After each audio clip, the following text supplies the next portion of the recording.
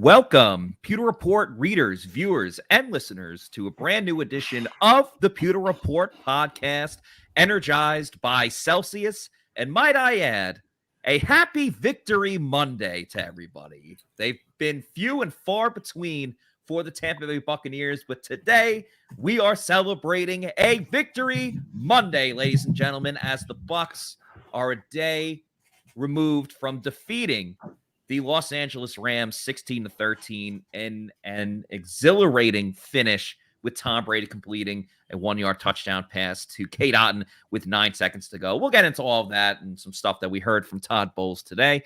I'm your host, Matt Matera. Joined with me is my co-host from pewterreport.com, Scott Reynolds, the face that runs the place at the website. Scott, how you doing? And happy Victory Monday. It just feels great to say. We have not said it in a while. It's been a while, right? It has. Yeah. And it's exciting for all the fans out there. I will say it's funny because I want to say maybe the stadium was about 40% empty when the Buccaneers got the ball back and went down with 44 seconds left and scored. So okay.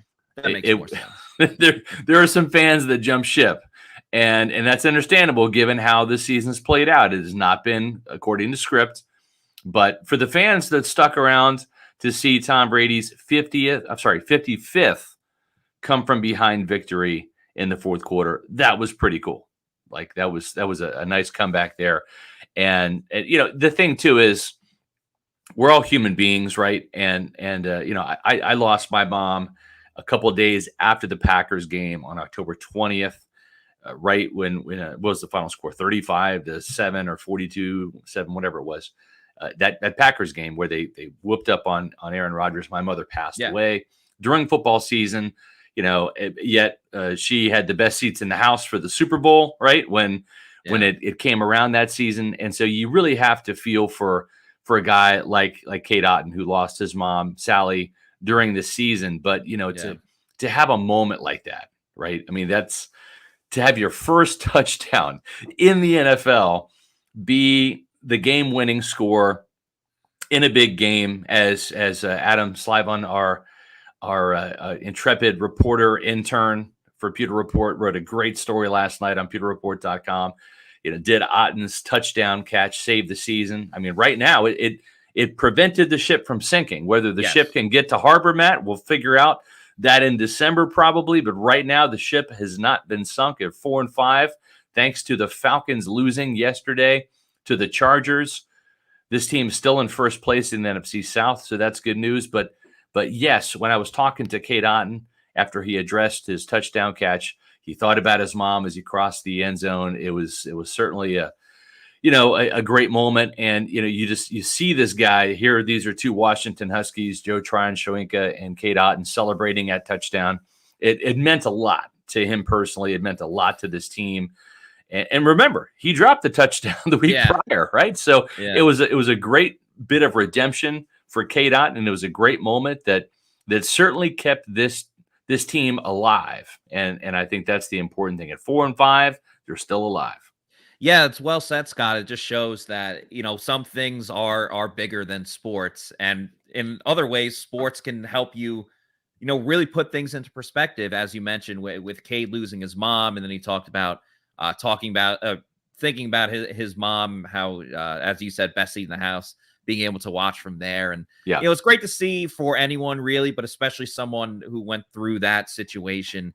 And just watching a player right now that's getting better week in and week out. And it's funny, Josh Capo and I on the tailgate show right before the game day show and the live stream, we were saying how much we enjoy Cade Otton, but it seems like when he's been productive for this team, it doesn't really happen until the second half. Right. That's their thing to scale, just because the Bucs offense has struggled in general. And even yesterday's game, he made one catch in the first half, maybe two, but he did most of his damage on that last drive. But that's right. Let's remember, he and Scotty Miller. Yeah, him and Scotty Miller. Let's remember that drive does not even get off the ground if it's not for Cade Otton making that fantastic sliding catch on the first play of that last drive. And it set the Bucs over midfield around the 30, so then Brady could then spike it, went to Leonard Fournette, went to Scotty Miller twice, got the penalty to Mike Evans before Cade Otton scored the touchdown. So I'm loving the production that I see from Cade Otton in the second half. I hope the Bucs, one way or another, because they clearly don't have a third option in the passing game right now, I would love to see Cade Otton get implemented just a little bit more in the first half of games. And hey, if Rob Gronkowski, you're asking a lot. Come on now, you're asking a lot from Byron Leftwich. Byron Leftwich to not be. Matt. Yeah, I'm sorry for asking Byron Leftwich to not be plain Jane, predictable, vanilla, bland, whatever you want to call it. But come on, that's what Byron Leftwich has been. And the winning. Listen, you want the Bucs to win because they obviously still have a chance to make the playoffs, and as you said, they're first in the NFC South. But it does mask the fact that this offense still is just not good, and like one touchdown is not going to. No, it's not really. Not really going to change any of that. You're right, and the thing too is again, it's like this team had 9 points on the board right through 3 quarters. It was not good enough. They finally get the touchdown and to win the game, but it does not make up for the lack of points and some of just the boneheaded play calls. But what it does do is it allows Byron Leftwich to live another day.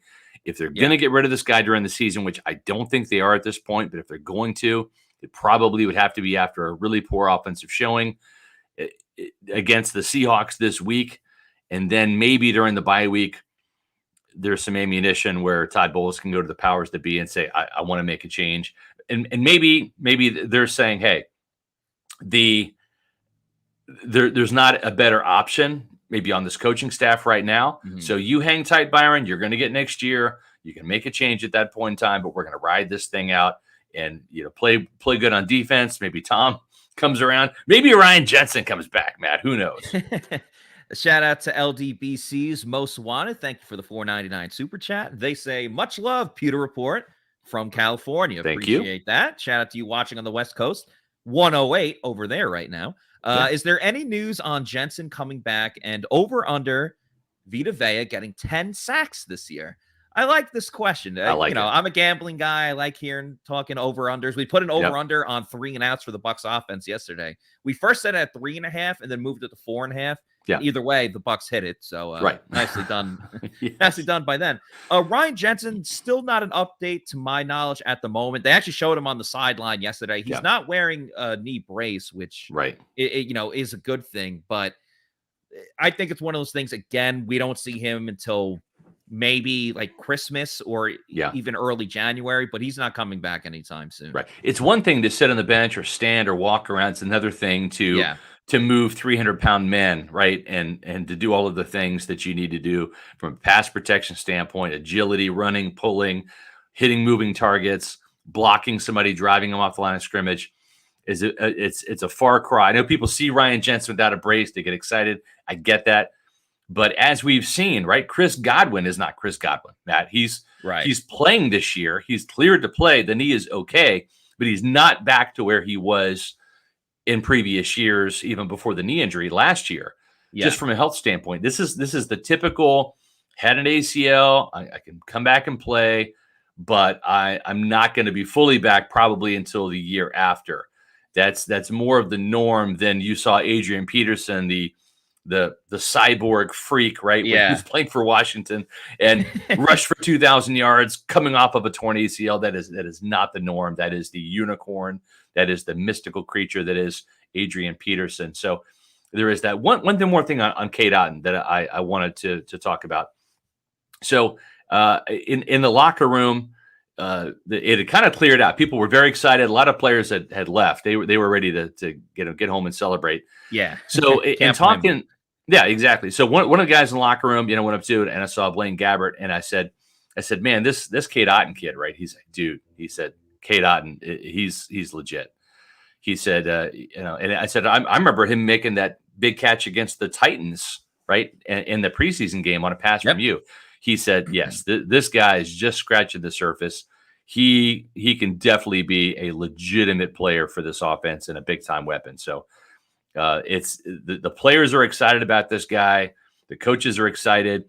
Tom Brady's excited, right? When you make these plays for Tom, you get the trust, right? You you're in that inner circle, right? You showed up for Tom in the fourth quarter. You made this touchdown. It gets you in the inner circle. Not that he wasn't before, but damn it, he's in now, right? And the other cool thing about talking from Blaine Gabbert after the game, just aside from talking to Blaine Gabbert, because he's so cool, very cool. Even without the mullet, he's still really cool. But the thing is I looked, he was getting ready to head out, and in his locker, he had a can of Celsius. Now, no kidding. One kind of like this. Kind of like this, yeah. Now, I've been kind of switching up with the grape, but Blaine had an orange Celsius in his locker. And I said, Celsius, what are you doing with Celsius, man? He's like, Celsius is fantastic. He's like, it's replaced coffee for me. I'm like, me too. I love it. I love it. That's the best. I mean, no one's cooler than Blaine. So if you want to be cool like Blaine. I almost want to be like a stepbrother with Blaine. It's like we wanted to go like do karate in the garage and stuff. Yeah, exactly. Yeah, you guys have so much more room for activity. And that's of course, Celsius is the presenting sponsor of the Pewter Report podcast. So many different flavors, like you see here, the Arctic vibe, tropical, and peach vibe. You saw some of the flavors as well. I have the watermelon berry right now. I believe, Scott, you had the grape. Yes. If I'm not mistaken. So just a variety of great different flavors. They got cola and cucumber lime as well, too, if you want to get away from some of the the overall fruits that they have. But the flavor is fantastic. 7 essential vitamins. The healthy version of an energy drink can replace coffee, as Scott and Blaine Gabbert have. And as Shaggy says, do we just become best friends? If you're drinking Celsius, we can be best friends. That's right. And where can you find Celsius? Go to the store locator. If you want to just try out one, go to their website, find out where they have one near your local convenience store, gas station, a Walmart, a Target, or what's that other place? Oh, yeah. Bodega. Bodega. Go to your local bodega, see what flavors they have over at your favorite bodega. Or if you're like, you know what? I'm already all in on Celsius. I know I want it and I want more. I want it in bulk. That's great. Love that answer. You can have it sent straight to your house or apartment. Go to Amazon. Do the subscribe and save. You can have it set up every 1, 2, or 3 weeks, whenever you want it sent to your house or apartment. I'd recommend getting the variety pack because we talk about all of the great flavors. And variety is the spice of life. So go to Celsius.com, click on the store locator, or order from Amazon. You won't be disappointed. That's Celsius, hashtag Celsius Live Fit, the official sponsor of the Pewter Report podcast. I want to get to the second part of the question that we had about the over-under 10 sacks for our guy Vita Vea. I like it. Had a great game. I mean, he's at 6.5 sacks right now.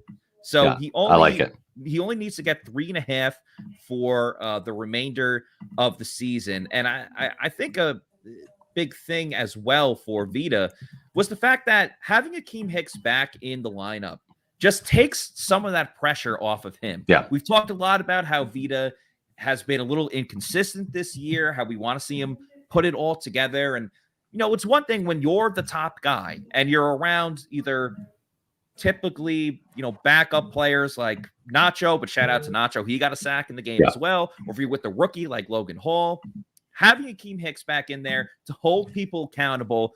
By the way, Ndamukong Suh was in town this weekend. He was hanging out with Vita Vea on Friday night. So I'm curious if Ndamukong Suh had some words of encouragement for Vita Vea, or Vita knew, hey, Sue's going to be watching, so I have to play well, or else he's going to hold me accountable. Either way, I definitely think is well within reason when you consider he's already at 6.5 and reaching career highs. And when I thought, like, all right, he'll just be a 4 to 5 sack player per season, and that's totally fine, especially at the nose tackle position. 10 sacks would be fantastic for Vita Vea. Yeah, for sure. And I think the thing too is when you look at where they're playing him right now, Matt, this is what's different about this year and why Todd Bowles wanted to have more athletic, quicker, faster, younger defensive linemen, because they're playing an underfront now with greater regularity, not so much the overfront that they've played. And what this is doing is, and Josh Capo pointed this out to a degree in his column over the weekend, or his story over the weekend about Vita Vea and the lack of pressures. His pressure rate has dropped. His sacks have gone up. So, I'll let you kind of decide, which is more important. Consistent pressure over the course of a season is very important. I'm not knocking pressures, But when you get a sack on third down and it forces a punt, that's better than a pressure because you've done your job. And Vita's, a lot of those sacks have come on third down situations. I think one happened on a second down, but it led to a punt, which was good. But my point about Vita Vea is he's playing really a weak side 3 technique. He's playing under tackle position. Back when the Tampa Bay defense under Monty Kiffin was running an under front, that term under tackle or 3 technique tackle kind of became what Sapp was known for, right? Not just a defensive tackle, a 3 technique or an under tackle. And that's really what Vita is playing. Not exclusively. He'll still play in the A gap. He'll still play head up on the nose. Todd Bowles likes to move his personnel around. It's not as static as it was under Monty Kiffin's defense. But what Vita Vea is doing is he's playing a lot of 3 technique in that B gap, getting ISO'd, singled up on the guard. And we're seeing Akeem Hicks on the left side of that line playing more in the A gap, drawing that center guard double team, that right guard double team. And listen, the matchup, and I talked about it at my SR's Fab 5, Matt, and we talked about it on the Pewter Report tailgate show as well. Bobby Evans is the worst, or one of the worst, like one of the 5 worst guards in the league. Mm-hmm. Now that Luke Gedecke's out of the starting lineup, this is one of the worst starting guards, and they beat him like a drum. I think he gave up 2 out of the 3, or maybe all 3 sacks. 2 by Vita Vea, and also 1 by Raheem Nunez-Roches, who got his first sack and was super excited about that. We've had Nacho, friend of the show, right, on the program here, and he was just thrilled to finally get his long-awaited sack. And it was a trophy sack too, right? Super Bowl champion Matthew Stafford, kind of a guy that in the past has been harder to sack. But we're seeing the fruits of this switch to the underfront now, Matt, where Vita Vea is getting ISO'd. And you know what? He's not the quickest and the fastest guy. He can't really redirect that well. But he is athletic for a big man. He does have the ability to power through some of those blocks and just use. I mean, there he is right there, right? He's beating a double team here from Ryan Allen, the center, and Bobby Evans, the horrible left guard, and getting pressures and getting sacks. And I said this is one of my 2 predictions in the 2-point conversion column that came up around noon today. I think Vita Vea becomes the first defensive tackle in Tampa to get double-digit sacks since Warren Sapp did it last in 2000, which was 16 and a half sacks. Gerald McCoy came close in 2013. I believe he had 9.5 sacks, but there's not been a defensive tackle that has had double-digit sacks since Warren Sapp did it all the way back in 2000. Vita Vea has come a long way from being the rookie that had to have a sit-down conversation with Jason Light when it wasn't getting together. He's come a long way from Warren Sapp calling him out, and we know Warren Sapp likes to call out current Buccaneers on the roster. So, it's good to see him really put in the work and get the production that we wanted to see from him. Thank you for getting to the super chat. I was going to get to that next. Tony, how you doing, Tony? He was on a lot of the live stream yesterday. So, Tony, awesome. Appreciate you. Appreciate the $9.99 super chat. Says Bucs and Colts nearly have the same offensive production, yet one team fires their offensive coordinator and head coach. Bucs do nothing. Are they not going to fire Arians, friends, and former players while he's in a cushy position? Good question, Tony. The situations are a little bit different. For those that don't know, the Indianapolis Colts fired their head coach, Frank Reich, today. And in a bizarre move, which I've seen Park Recreation, but it's based in Indiana, so they talk about the Colts. I thought this was like a bonus episode of Parks and Rec.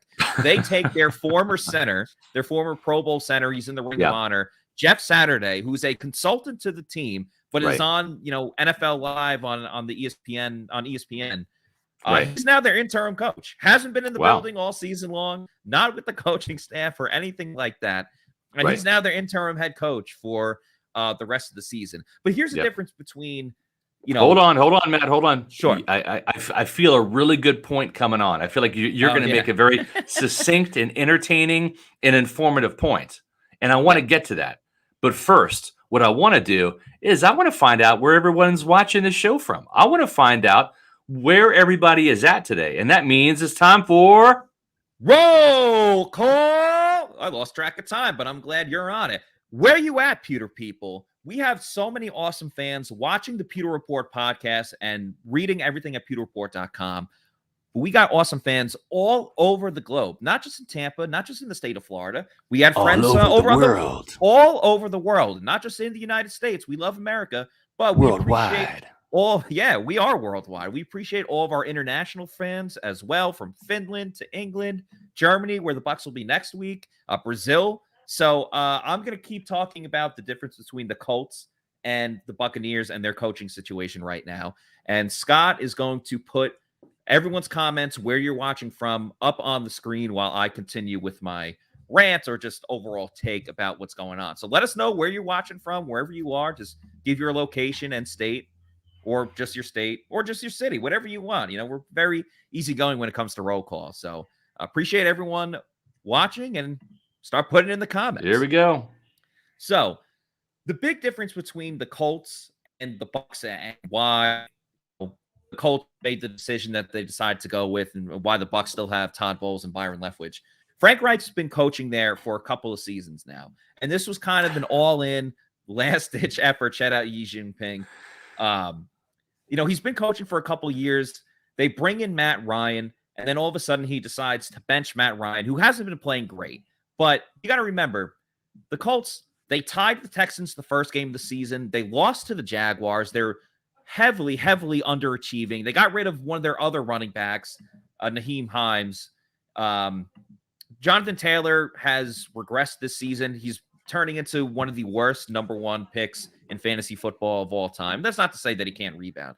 But when you bench Matt Ryan and you put in Sam Ehlinger, and you have the performance that you had yesterday, and Frank Reich's been there for a couple of years now, and you're not getting better, you got to move on. You got to make that decision. Obviously, Jim Irsay, their owner, is a bit of an impatient guy. Remember, a couple of weeks ago, he said that Frank Reich is fine. And I think Frank Reich's still a pretty good coach, but sometimes things just don't work out and they don't go your way.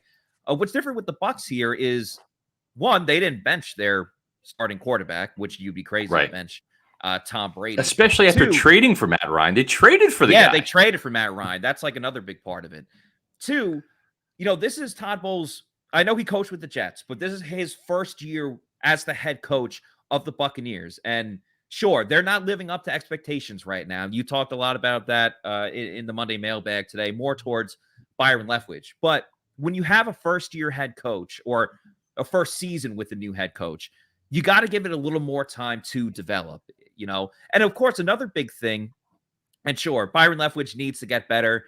If you want to get on Bowles for not getting rid of Byron Leftwich just yet, I don't necessarily fault you for that. It is one of those situations, again, where, you got given the team, but it was on March 30th. Teams already have their coaches in play. Yeah. So Todd can't even bring in his own guys. Right. And the last part of this is, the Bucs still have a chance to make the playoffs. They're in first place in the NFC South. So there clearly needs to be improvement. But the Colts have had this coaching staff and this head coach in there for a couple of seasons. They haven't had their quarterback. The quarterback has not worked out. They benched Matt Ryan, and their backup has not done anything better. So that's why Frank Reich isn't there. Todd Bowles, his first season coaching the Bucs, underachieved, but hey, still in the race to win the division. Yeah. And so to cut him now, and who do you even make the head coach now? Byron Leftwich? I don't think so. Yeah. Keith Armstrong? I don't think so. Harold Goodwin wants to be a head coach, and I hope he becomes a head coach one day. But he's currently the run game coordinator in the historically worst in the history of the game of football in rushing yards per game. Yeah, that's a tough sell. I don't know if that's the best candidate to now be the head coach. So at that point, you're kind of out of options for who would be the interim head coach. So that's why the Colts did what they did, and that's why the Bucs are still intact. And hey, maybe this starts off a long winning streak. Mike Edwards is like, it would just be great if we went 9-0. Well, they checked off the first box. So there you go. Well, we've got a super chat here we want to get to, and we appreciate Leo with the $2 super chat as always. Thanks for the support, Leo. Thanks for all the super chats we've gotten over the weekend and also today. Won't face a tougher D-line than the Rams rest of the year. It's interesting, too, because they only gave up one sack, and you don't want to see it, but it was a fourth down sack, and Aaron Donald's just going to Aaron Donald sometimes, right? I mean, he split Donovan Smith and Nick Leverett, but by and large, I thought the protection was pretty good for Tom Brady. Aaron Donald did not take the game over at any point in time. he made his plays, right? It's almost like you're going to make a couple plays, right? But it can't be fatal. Just like Cooper Kupp. I mean, yes, that was a big play, right? 69-yard touchdown, very reminiscent of what happened last year in the 70-yard touchdown in that playoff game. But at the end of the day, Cooper Kupp didn't kill the Buccaneers. They did a really good job of rallying, of containing the sidelines. I thought the corners and the safeties in this game played exceptional, and it showed up in the tackle totals, right? 6 tackles for Carlton Davis. I thought he played a phenomenal game. Yeah. And you've got Keanu Neal, right, with 22 tackles. I'm sorry, 22 tackles. He's number 22. That'd be 10 tackles in the game. Yeah, that's probably what he's done the last couple of weeks, but he only had 10. But still, I'm looking at the number. I saw 22. But I really thought that Todd Bowles gets credit, right? I mean, you can say what you want about Todd Bowles. You know, if you want him fired, whatever, that's fine. We'll wait until the end of the season to see what's going to happen there. Remember, I didn't say a word about Lovie Smith during that 2-14 season, right? Because it was his first year. They were remaking the roster. Jason Light was the new general manager. It was an awful season. They didn't win a single game at Raymond James Stadium. If you were a season ticket holder in 2014, you got jobbed and you got robbed. You didn't see a win that entire season at Raymond James Stadium. That hasn't happened, Matt, since the inaugural season of the Buccaneers in 1976. They didn't win a home game, okay? So I gave Lovie into 2015. But when the collapse at the Capitol happened, I was the first, and at that time, the only reporter who said, Lovie's got to go. This is not working out. This is not fixable. It's not repairable, right? I'm not doing that with Todd Bowles because I'm not sure how this plays out. I've done that with Byron Leftwich, right? I did that weeks ago after the Carolina game because I'm pretty sure this offense is not going to get much better. And so far, I'm right. And there are times, Matt, I don't want to be right. There's sometimes I don't like to be right. But right now, I'm right. And I wish I wasn't. But I don't see this offense really turning the corner under Byron Leftwich's decisions making and his play calling and all that. But these guys right here, the corners, the safeties, they played a phenomenal game. And Todd Bowles gets some credit for finally solving the Rams, finally beating them. And yes, they're not the high-flying Rams of last year with OBJ and Matt Stafford playing better behind a better offensive line and not having Robert Woods. I get that. But they're still the Rams. And for almost 60 minutes, was it 59 minutes and 51 seconds, they had the lead in this game. And Todd Bowles' defense did enough to get the ball back. Matter of fact, and I've got the crazy numbers right here in my 2-point conversion. I encourage you guys to read that. I'll drop it here in the chat. But the crazy thing about this is in the fourth quarter, LA did not gain a single first down in the fourth quarter as Todd Bowles' unit held the Rams to just 4 yards on 10 plays. 4 yards, 10 plays, and 4 possessions in the fourth quarter. That's great defense, even against the subpar Rams offense right now. And Bowles gets credit for that. And he also beat the Saints when you had all these other coaches that couldn't do that. So this team might end up being 7-10, Matt, but damn it, they beat the Saints and they beat the Rams and ended these streaks. So we'll see how it all shakes out at the end of the season. They finally beat the 2 teams that have had their number over the last 3 seasons, and now they just lose to everyone else. So, go figure. But to your point about the defense doing what they did in the fourth quarter, it's even more important with the fact that the last 3 games, they just broke down in the second half. Like we could talk about the Ravens game where they were phenomenal in the first half and then allowed over 200 rushing yards in the second half. We don't have to rehash the Panthers and the Steelers. We've already done that. Yeah, let's not do that. But for a moment in that second half when Darrell Henderson broke that big run, broke some tackles, it got the Rams in the field goal range, I was like, oh no, it's here we go again. Like here comes the big run again with the Rams who can't run the ball. Right. Here comes the breakdown in the second half, and they stuck to it. They played great in the fourth quarter, as you mentioned. I even asked Todd Bowles, like, how big of a boost was it having Carlton Davis back and Sean Irving-Bunting? He played 95% of the snaps, played great. And he said that they both, he said the 2 of them and Jamel Dean, they all played physical, and that was key to this game, especially when the Rams like to go sideline to sideline. They like to incorporate those jet sweeps. So the physicality that they brought, where one, you don't have to rely on Zion McCollum. Right.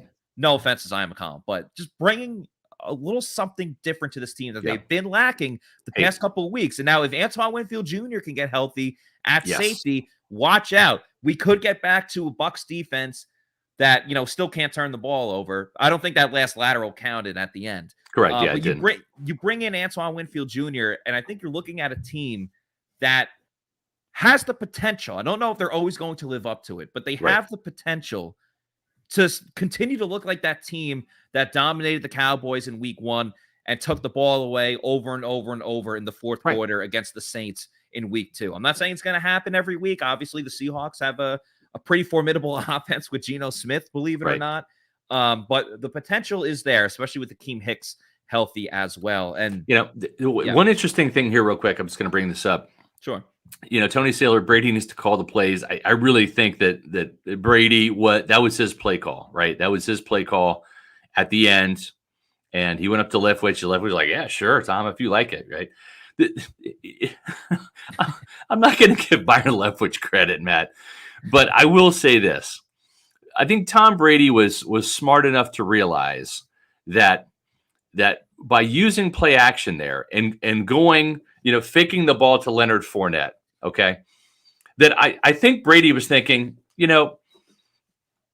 these jackasses over there in blue and gold, or blue and yellow, whatever it is, in the Rams, they probably think we are going to run the ball because that is a Byron Leftwich play, right? Even with no timeouts, right? Like, and if you don't get in, you're going to lose the game. Yep. And I think the Rams were thinking, wait a minute, these dumbasses over here in white and red and pewter, they're actually going to try to run the ball Leonard Fournette because that's what Byron Leftwich does.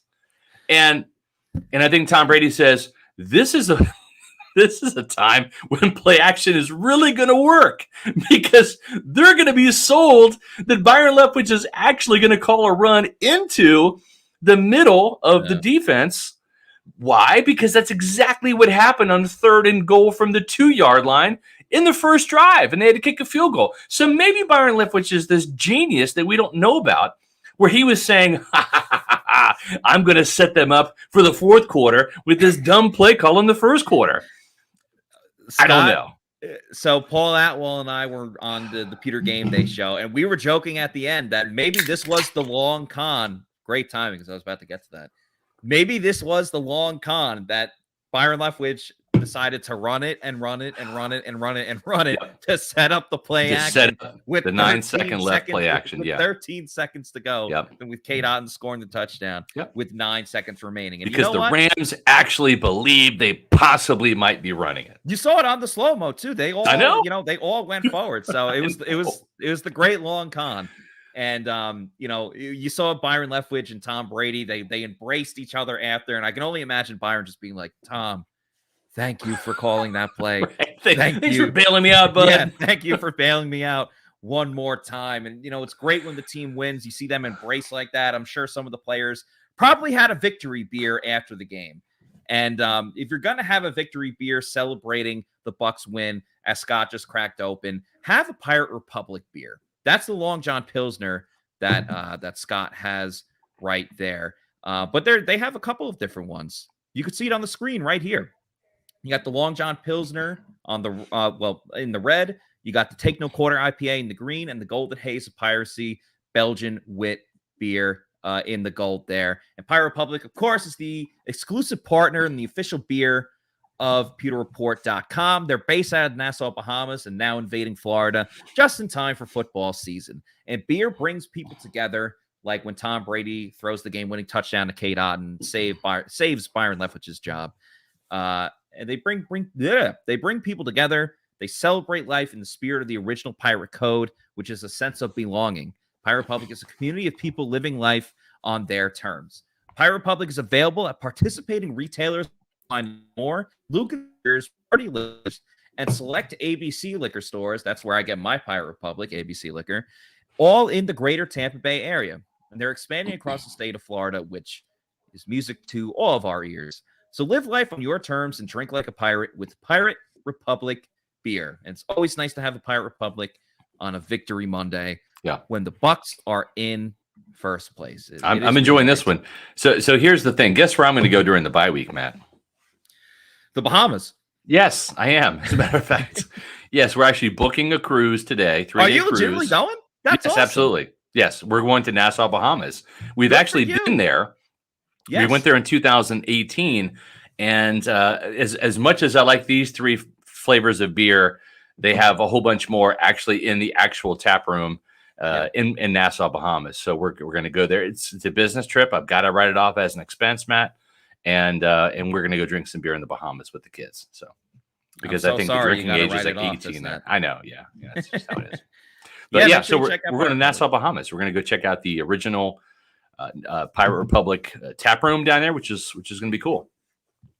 Yeah, that's truly awesome. Like this comment here by 179 CPV. Yeah. Brady saved Byron from walking the plank. And, we talked about it a little bit, and I was saying this on WDAE today when I was talking to Ronnie and T-Kraz. And sure, we're all excited, and I think there should be positivity because it just shows how hard it is to win a game in the NFL, no matter how good or bad of a team you're playing against. But that last drive by Brady, and sure, it was Tom Brady magic. It was Brady brilliance. We've seen it all before. But that really masked a lot of the issues for this offense from the beginning to the last 15 seconds of the game. And the winners write the history book. So it's, hey, Tom Brady led this great comeback drive. Cade gets his first touchdown. And, the headline isn't Bucs offense struggles again. Right. But this offense is not sustainable moving forward. And I don't want them to lose at all. Ever in any game. But I don't want them to lose against the Seahawks. But I don't think these if they go and they beat the Seahawks like 10-7. Other than staying in first place, I don't think that accomplishes much for this team because they're not getting better besides the defense balling out. They're not getting better. And if they're only scoring one touchdown per game, that's not doing anyone any favors. And when you keep winning in ugly, disgusting ways, you still can't fire Byron Leftwich because you continue to win. So the Bucs are in this really weird scenario where you don't want to lose, but you almost need to prove a point at the same time. So I don't exactly know. It's called no man's land. Yeah, they're between a rock and a hard place right now. So here's the funny thing, right? So when was the last time we scored 28 points? That would be 31 against the Chiefs. So prior to this year, Matt, 30 was the magic number for the Buccaneers. We talked about it all last year ad nauseum, right? It's one of the Pewter Report talking points. When this team scores 30, they win, and that was a fact. It was a fact in 2020. It was a fact in 2021. This team was 18-0 in the regular season and the postseason when the Bucs scored 30 points or more. Yeah. The one time they've scored 30 points this year, 31 against the Chiefs, they lost. So it just things, even when it's going right for Byron Leftwich, it's going wrong because they end up losing. But listen, I'm just going to say this. We appreciate everybody listening from and watching from Canada, from Australia, from Iceland, New Zealand, UK, around the world, Germany, Munich, Germany. We love our Pewter people. We love our Pewter Report fans. You guys are absolutely awesome. You're so smart. And I just want to just give you guys credit for that because we read the comments. We can't get to everything. If you give us a super chat, we're going to put it up there for sure. But we do read. As Matt's talking, I'm reading. As I'm talking, he's reading. You guys have got some great comments and you're just smart fans. Yeah. You're smart fans. And that's what we love about you guys. You're awesome. And you do have some questions. And here's some here. This from Brandon Burkhart. Have two questions. Should the Bucs hire Peyton Manning as OC? And why is the offense so good in no-huddle all year? It has looked good. I'm going to answer the second part of the question first. Matt, I'm going to let you handle the Peyton Manning one because I want to get your thoughts on that. 2-minute offense, no-huddle offense, sometimes it works because the defense is, especially like last night, the defense is softer by nature. They're trying to get a tackle inbounds to keep that clock running, knowing the Bucs don't have timeouts, etc. So sometimes you get more favorable looks. It's easier to pass the ball. It's the fourth quarter, and as much as the defensive lineman is in pin your ears back mode, Matt. It's also the fourth quarter, meaning we're tired, we're gassed. We've been playing the whole game. The Bucs had, I think, 84 plays on offense. That's an awful lot of plays that the Rams defenders had to be out there for. So sometimes it just kind of works in your favor that way. But I'm in favor of going up tempo, getting in this rhythm. I think Brady excels in that. And I love Raheem Morris. He's a great guy.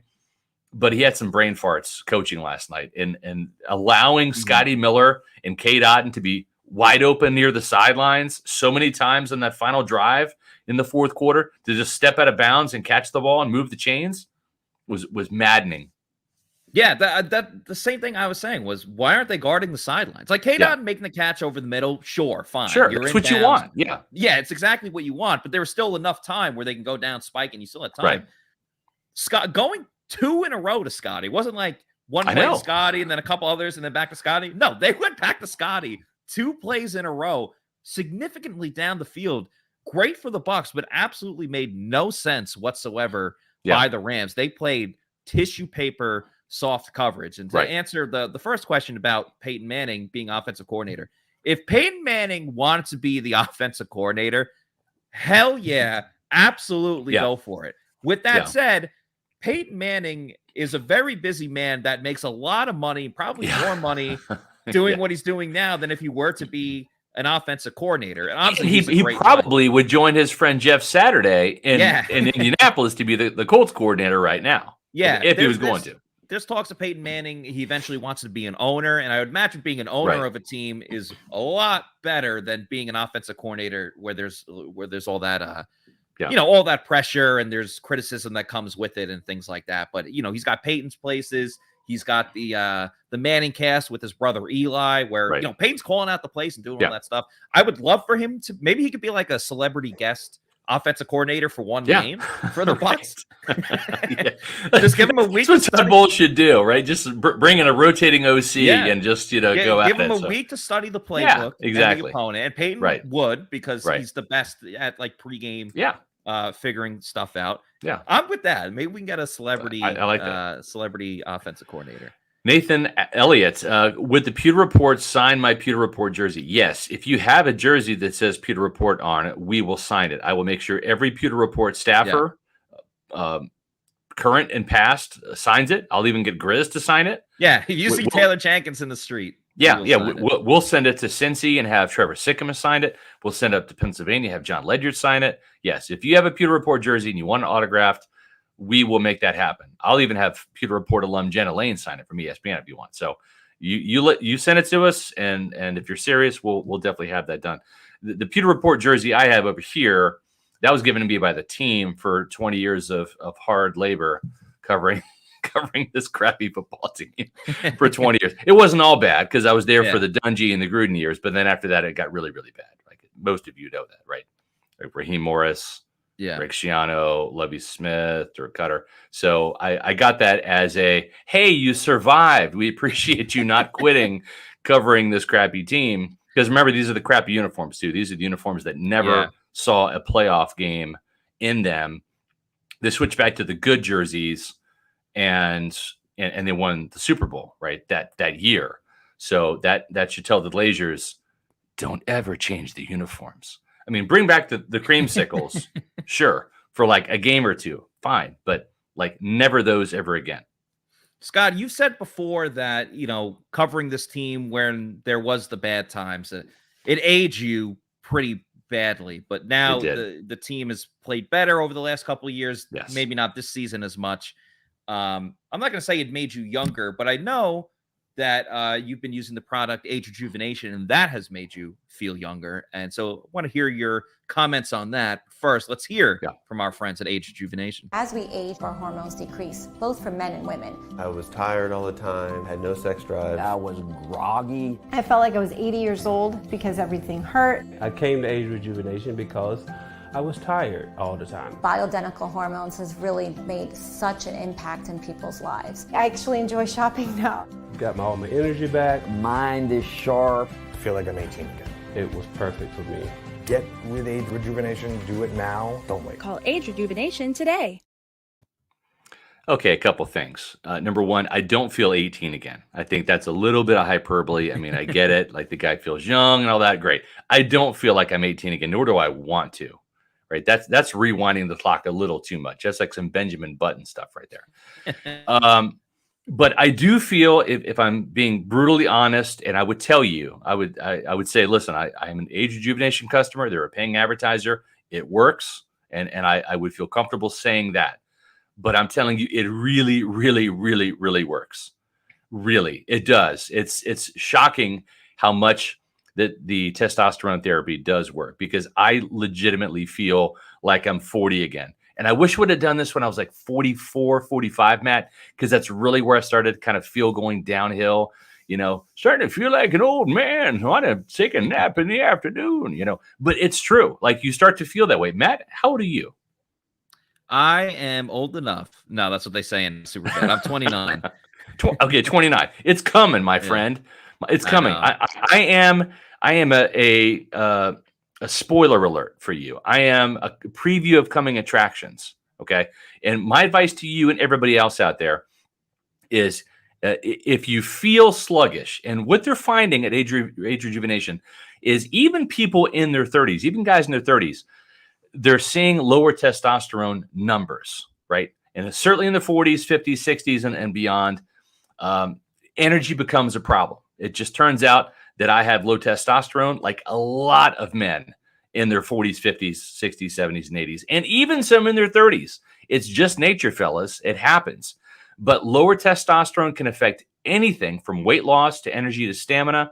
I'm actually down to about between 210 and 213 right now. It's up around 220.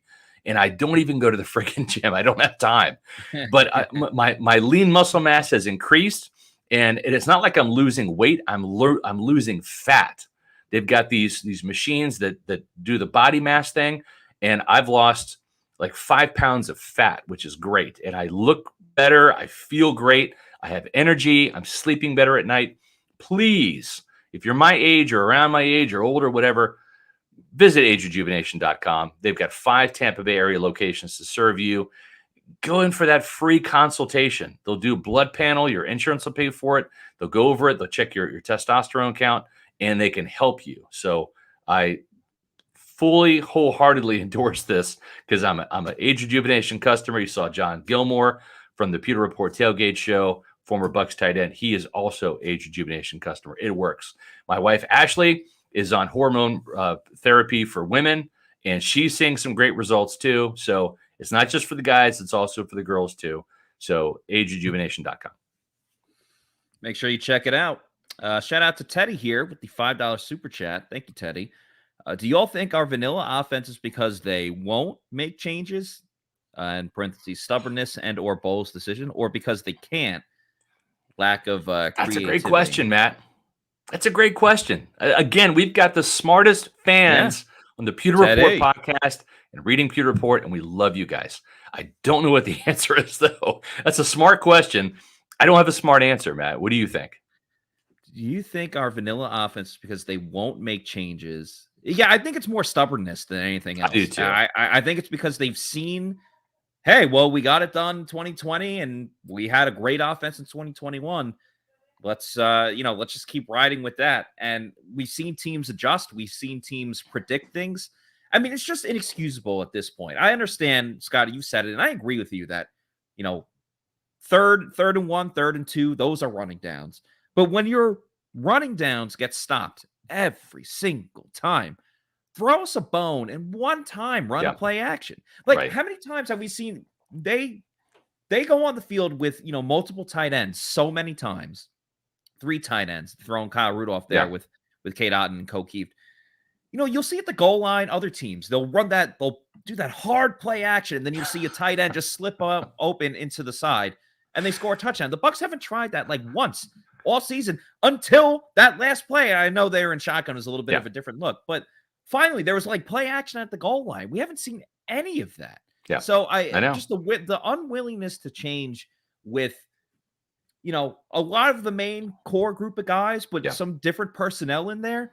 You have to change. You can't expect a hobbled Julio Jones to be Antonio Brown. You can't expect Russell Gage to all of a sudden turn into a guy that could be a 1,000-yard receiver. That was the hope. Yeah.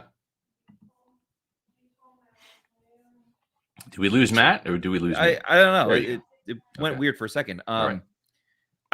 They have good enough personnel to score more than 18 points per game. I agree. Which was their average before yesterday's game.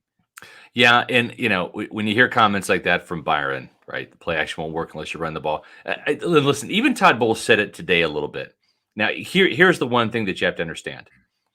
Play action works better when you are running the ball, right?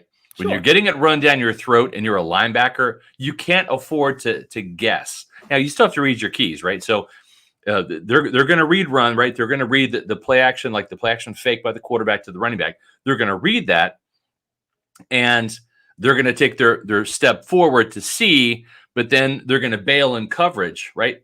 When you're throwing the ball. If you can't run the ball, I'm going to do my due diligence, take my step, but I'm going to guess. I'm going to guess right because you're not going to run the ball because you can't, and I'm going to drop and all that. What Todd Bowles said today is actually factual. It works better when you are running the ball because those linebackers won't be dropping in coverage. They won't be guessing and bailing. They will be committing to come up and stop the run. So Byron's wrong with his statement. Well, you have to run the ball to have the play action be effective. It just works better when you are running the ball really well. And I think that's the one thing Todd was kind of getting to today when it comes to the play action. But it's scary that Byron doesn't know that. I know. but we've seen it. Josh Allen, JC Allen, he's even asked Byron about, EPA, right? Yeah. Byron looked at him like, he tried to laugh it off, but he didn't know what it was. And it's like, how can you be a coach? Here's a fundamental problem. And listen, we're going to get to the bottom of a lot of this stuff, but I'm telling you right now, and I'm just being honest with you. One of my superhero powers here on the Pewter Report team is information procurement, okay? Good at getting information, inside scoop, and relaying what I can to you fans, either in podcast form or in my columns, etc., right? We're going to find out kind of what the truth is, but I'm telling you right now, it's not going to happen until probably after the season. In January, February, whenever the season ends, hang on. We're going to have a lot of stuff that's coming down. There's some stuff I know right now that I can't tell you, but what I can tell you is this. Here's an observation that I'm going to make. If you look at the coaching staff, a lot of these coaches, not all, but a lot of them on the offensive side, have only come from the Arians coaching tree, from this playbook, this system. And it works really well when you have really talented players. And you know what? It worked in Pittsburgh, Matt, when you had Ben Roethlisberger and Hines Ward and Antoine Randall and those players there, right? Yeah. And it's worked here in Tampa when you have AB stretching the field and Mike Evans and Chris Godwin and Rob Gronkowski and an offensive line with 3 Pro Bowlers on it, right? It can work and put up 30 points per game, and it worked in Arizona with Larry Fitzgerald and Carson Palmer, all those guys, right? Having said that, when you're looking for variations, creativity, things like that, Matt, I don't know that enough guys are outside of this framework, and I'm using this example with blinders on, right? They got blinders on. They're focused on what's worked with Arians, but can they go outside of that and look around the league and grab some things that are trendy, that are working, other teams are doing, that are successful, maybe at the college level, maybe at the NFL level? They don't do that. And I think that is driving Todd Bowles nuts. It's almost like their offense is a little bit too much by the book of like the book of Arians, I guess, if you want it. Bruce Arians' offensive playbook. They're a little bit too much by the book there, where it's like, hey, you can like go outside of this. Yeah. It's like, oh, well, Bruce's offense says that you gotta go and like go vertical in this play. But we're not even seeing the vertical offense that the Bruce Arians playbook was absolutely, predicated off of. And we're not even seeing that anymore. There's not explosive plays for this team, which is really concerning. Yeah. So and one thing too, this is very important to put out there. The reason why the Pittsburgh Steelers, and we've said this before, it bears repeating for those that missed it. The reason why the Pittsburgh Steelers missing TJ Watt, Minkah Fitzpatrick, their top 3 cornerbacks in that 20-18 loss to Pittsburgh, the reason why this offense got shut down by the Pittsburgh Steelers, that only had Cameron Jordan on it really in terms of playmakers, was because Mike Tomlin saw this offense every day in practice when Bruce Arians was the OC. And he battled against it every training camp for several years. So he knew this. He knew the plays that were coming. He knew that the duo run game, right? He knew the passing routes. He knew the concepts, the 9-8-7. He knew all of that stuff. And he said, we're going to scheme against this offense and we're going to shut it down. And they did. And like anything, if you keep running stuff that has worked, it will become predictable and teams will figure it out. And I think that's what's happening a little bit with this Arians offense. When you can out-talent people with AB and Evans and Godwin and Gronkowski, you're going to find that weak matchup if you're Tom Brady and exploit it. But they only have half of those guys now, and this offense has become predictable. And we saw that. Listen, in the 1990s, Matt, I covered the Buccaneers. They're running the Tampa 2, right? And the Bucs defense was outstanding. The problem is teams started discovering these 2 beaters, these Tampa 2 beaters, these different pass plays, and you can't run Tampa 2 anymore as your staple defense. Lovie Smith's still trying it, and look at the record. He tried it here in Tampa. It didn't work. I mean, you talk about the predictability.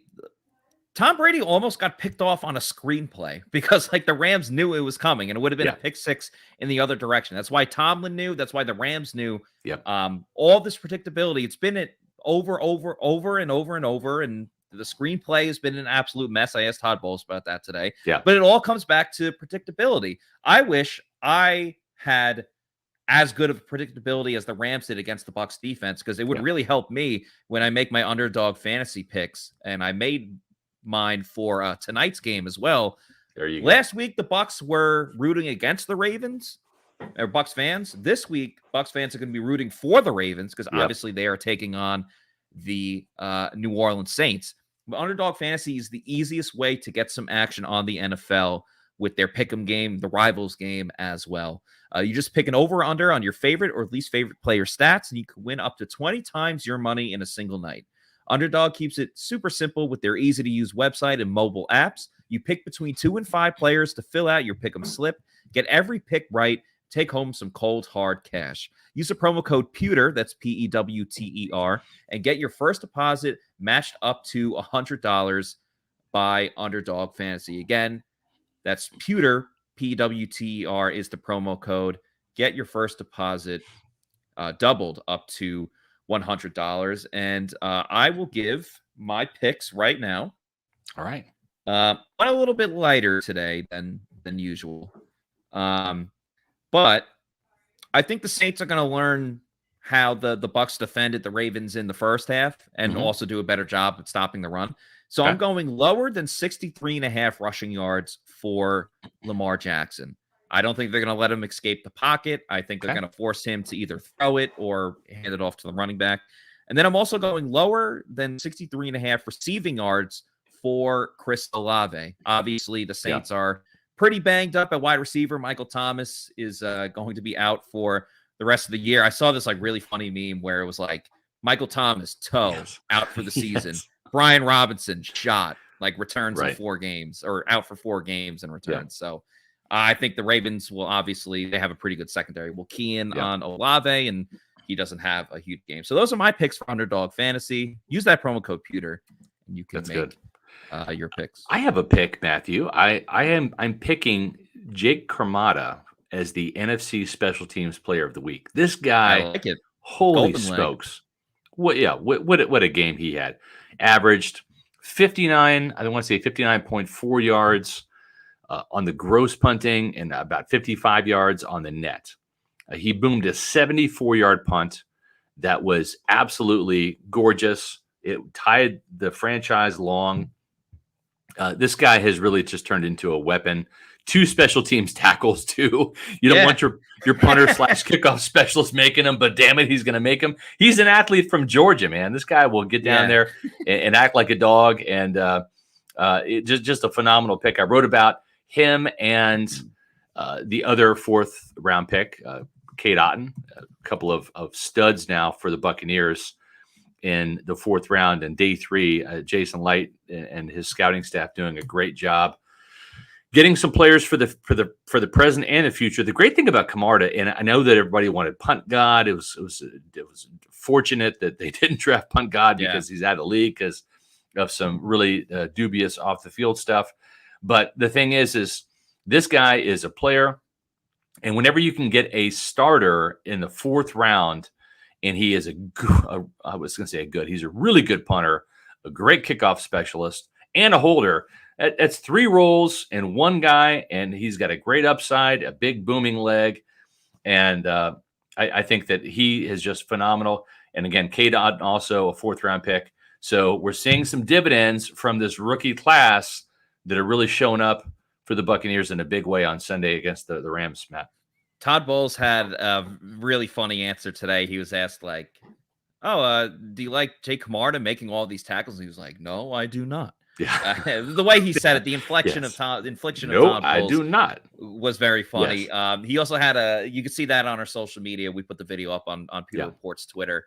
He also had a very funny response asking about the last time that he coached internationally, which that was with the Jets in 2015. They had a game in London, and I'm not going to give it away. Again, you can go to our Twitter, check out the video, but he had a very funny response about his experience then. Of course, the Bucs will be heading to Germany this weekend when they play against the Seattle Seahawks. Right. And we will still have the Pewter Report tailgate show, and the Pewter Game Day show will be a little bit different. Typically, we are at walk-ons either in Wesley Chapel or in Midtown, but because this game is very early in the morning at 9:30, we typically do our show 2 hours in advance. Yep. But walk-ons won't be open at 7 in the morning, understandably so. So we will be doing the tailgate show live from the comfort of our own homes, the Pewter Report offices. And then the Pewter Game Day show will be going on at 9:30. It'll be myself and a guest giving our live reactions and analysis to everything that goes on in the Bucs game, which is hopefully another win. We had a lot of fun yesterday. And even when they play bad, we laugh and cry through the pain. And obviously enjoy when the team plays well, too. So check out walk-ons if you haven't been there yet. And you'll love it. And walk-ons is actually going to be open at 9 o'clock. So if you're looking for a place to go to watch the game, they've got great game day specials.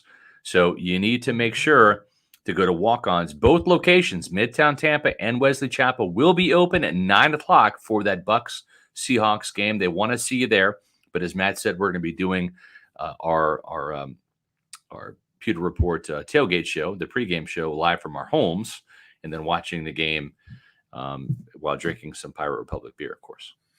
That is right. So that's going to do it for us on today's show. Happy Victory Monday again for everybody. Yes. Nice to see the Bucs win for the first time over their last 4 games, finally back in the win column. Of course, our next show will be on Wednesday, where we go into a further breakdown of the matchups between the Bucs and the Seahawks for that Germany game. So for Scott Reynolds, I'm Matt Terra saying thanks everybody for watching. We will see you on Wednesday for another edition of the Pewter Report podcast. By the way, also RIP Aaron Carter. Obviously, Nick Carter is a big fan of the Bucs and has been on the Pewter Report podcast and a fan of Pewter Report. Really sad to see that. So I just want to mention that and send our condolences to the loss of Aaron Carter. So for Scott, Matt, we'll see everybody on Wednesday for another edition of the Pewter Report podcast. Out. Take care, Nick Carter and family.